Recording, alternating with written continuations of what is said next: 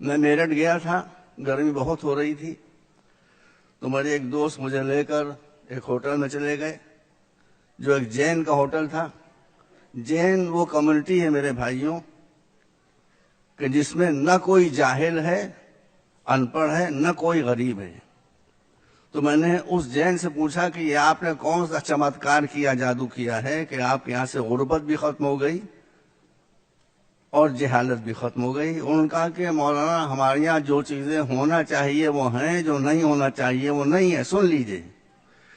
میں نے کہا وہ کیا چیز؟ کہا کہ ہم کو جتنے اسکول اور کالج چاہیے ہیں وہ ہم نے اپنی کمیونٹی کے لیے بنا لیے ہیں، اور مولانا صاحب ہمارے یہاں پنڈت نہیں ہوتے ہیں۔ تو ہم نے کہا یہی ہماری مصیبت ہے، ہمارے یہاں معاملہ الٹا ہے، جو نہیں ہونا چاہیے وہ ہے، جو ہونا چاہیے وہ نہیں ہے۔ اسکول ہمارے یہاں نہیں ہے، کالجز ہمارے یہاں نہیں ہے، مولوی ہمارے یہاں بھرے ہوئے ہیں۔ مولوی حضرات جو ہیں وہ نگیٹو پریچنگ کرتے ہیں، لوگوں کو غلط راستہ بتاتے ہیں، علماء ہمیشہ ملاتے ہیں اور جوڑتے ہیں۔ میرے پاس 5 منٹ ہے، میں وقت کا بہت پابند ہوں، 3 منٹ اور رہ گئے میرے پاس، 3.5 منٹ۔ دیکھیے ہمارے رسول نے فرمایا ہے کہ عقل مندی کی بات کہیں سے بھی ملے لے لو، ہندو کے منہ سے ملے لے لو، یہودی کے منہ سے ملے لے لو، کسی کے منہ سے ملے لے لو۔ میں آپ کو ایک بات خالی بتانا چاہتا ہوں، جیوز یہودی ہمارا ان سے کوئی جھگڑا نہیں ہے۔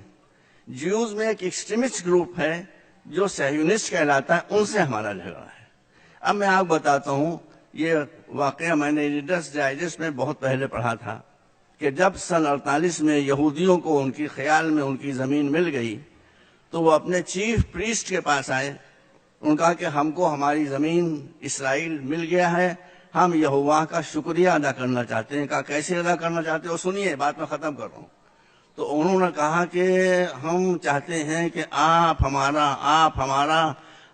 ہمارے لیے ایک بہت ہی بھویہ سینیگاگ بنا دیں، جیسی پوجا استھل نہ مسلمانوں کے پاس ہو، نہ کرسچنس کے پاس ہو، نہ ہندوؤں کے پاس ہو۔ سنیے، یہ عقل کی بات ہے، یہ وزڈم کی بات ہے۔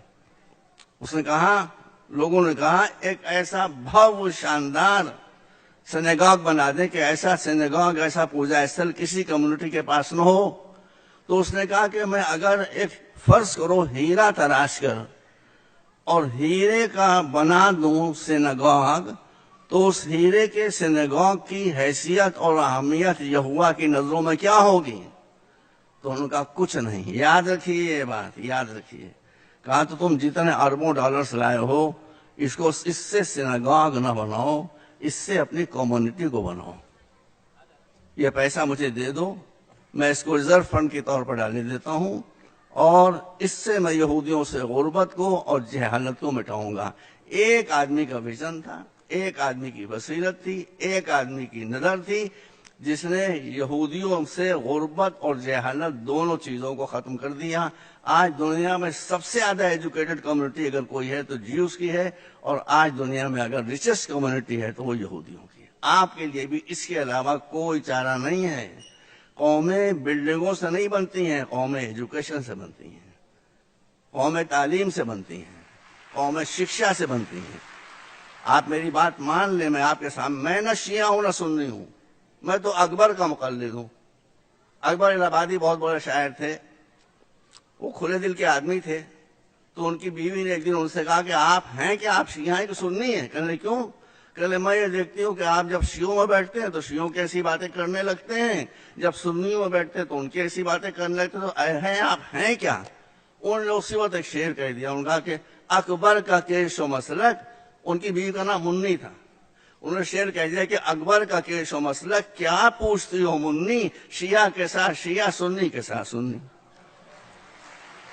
تو آپ بھی جب تک شیعہ کے ساتھ شیعہ اور سنی کے ساتھ سنی نہیں بنیں گے، مسئلے حل نہیں ہوں گے۔ میرے پاس بہت نہیں، صرف 5 منٹ کا وقت دیا تھا جو ختم ہو رہا ہے۔ میں آپ کو آخری بات کہنا چاہتا ہوں کہ مولا علی نے ارشاد فرمایا ہے کہ جس کے پاس ایجوکیشن نہیں ہے اس کے پاس جو کچھ ہے وہ سب چلا جائے گا، جس کے پاس ایجوکیشن آ گئی جو کچھ اس کے پاس نہیں ہے وہ سب مل جائے گا۔ آپ کو عزت مل جائے گی، آپ کو پیسہ مل جائے گا، آپ کو حکومت، میرے دل سے نکلی ہوئی آواز کو آپ سن لیں اور دل تک پہنچا لیں کہ سب سے پہلے آپ کو اپنے بچوں کو ایجوکیٹ کرنا ہے. دیکھیے یہاں پر جو لوگ چنئی سے آئے ہوئے ہیں اور وہ میگھالیہ سے آئے ہوئے ہیں، ایک ایک آدمی نے کیسے کیسے کام کیے ہیں. تو ایک آدمی اتنا کام کر سکتا ہے تو 18 کروڑ آدمی کتنا کام کر سکتے ہیں. آپ کو یہ بات یاد رکھنا چاہیے کہ جہاں ایجوکیشن ہوگی وہاں کوئی ذلت نہیں ہوگی، جہاں ایجوکیشن نہیں ہوگی وہاں ذلت کے علاوہ کچھ نہیں ہوگا. وآخر دعوانا الحمدللہ رب العالمین. 5 منٹس اوور.